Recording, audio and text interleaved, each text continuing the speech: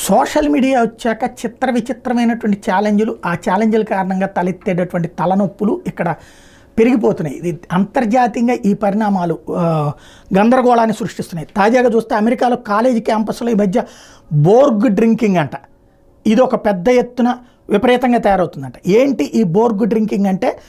Board అంటే gallon, అంటే సుమారు 3 లీటర్ల 78, అంటే దాదాపు 4 లీటర్లకి కొంచెం తక్కువ అనమాట, 22 పాయింట్లు తక్కువ సైజు ప్లాస్టిక్ పాత్రలో వివిధ మిశ్రమాలను కలిపి చేసిన పానీయం అట.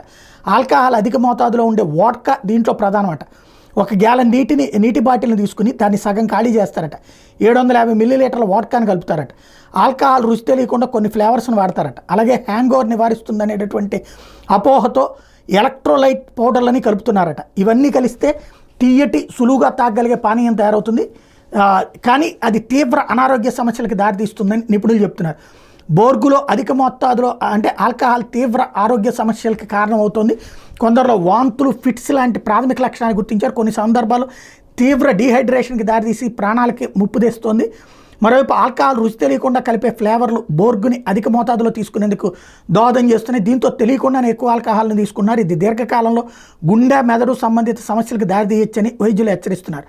ఇది సోషల్ మీడియాలో వైరల్ అవ్వడంతో వచ్చినటువంటిది. ఇప్పుడు అందరూ వాడుతుండేటప్పటికీ ప్రాణాంతక పరిస్థితుల్లో యువత అమెరికాలో ఇప్పటికే సమస్యలు పాలవుతోంది. ఇట్లాంటిది ప్రపంచవ్యాప్తంగా ఎళ్లొద్దు, నాశనం అవుతారని చెప్తున్నారు.